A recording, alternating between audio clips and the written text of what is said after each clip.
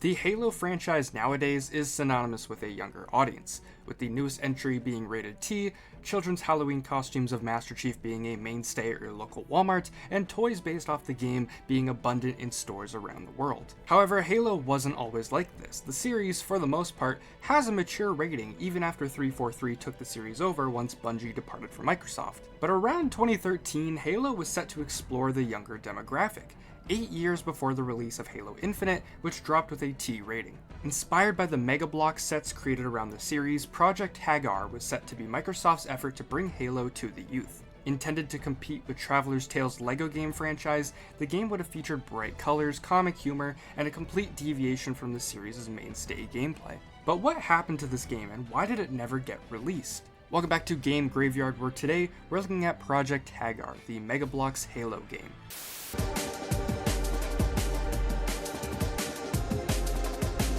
Before we start, remember to subscribe. I talk about video games on this channel in an analytical style, so if you like those kind of videos, feel free to join our community. I also live stream from time to time right here on this YouTube channel, so if you want to come hang out, crack some jokes, or discuss stuff, come join us sometime. And if you can't make it to those streams live, feel free to subscribe to my second channel, RatedEm Live.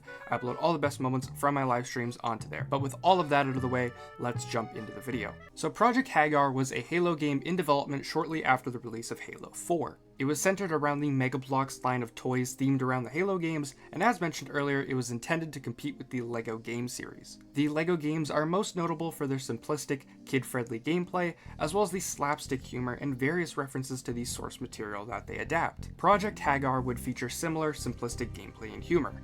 It carried a few elements from the main Halo games, such as players having to maintain health, shields, ammo, and grenades. However, players would get to build objects from the series out of Megabloks, and use these buildings to progress through the game. This includes iconic structures like the Forerunner buildings, and even the series' iconic vehicles. On the subject of building vehicles, the game was set to have extensive customization with them, from things like paint colors and decals to changing out the type of turret on the back of a Warthog. The game was worked on internally by N-Space, whose development catalog includes Geist for the GameCube, and various ports of other games onto smaller devices such as mobile phones, the DS, and the 3DS. One of the series that they developed ports for was actually Call of Duty. N-Space handled DS ports for Black Ops 1 and MW3. N-Space's Project Haggar was treated as a AAA launch, and its prototype was actually heavily worked on. The game was worked on for about 10 months, 2 levels were properly finished in that time, and the rest of them were in early development. Of those 2 finished levels, one of them is highly polished while the second one has varying texture and graphical issues, but they are both playable from start to finish.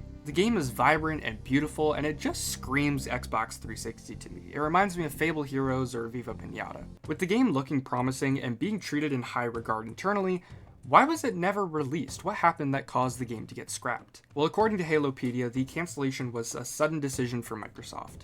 My guess is that there was maybe some sort of funding issue, or they recognized the project as being a bad business move. N-Space tried to repurpose Haggar into another game titled Backyard Heroes, but ultimately this would fall through as well. And as of 2016, N-Space would close its doors permanently. Years later in 2017, a YouTube user by the name of P2P Online would find a developer build of the game and upload the footage of it online. Later, the head of 343 Industries, Bonnie Ross, would confirm the validity of this gameplay. I'm honestly a little upset that this game never saw the light of day. It looks like it could really compete with the Lego game series. Between the similar humor and gameplay, and also adapting one of the biggest game series of all time, I think that this game had a bigger shot at success than Microsoft had initially thought.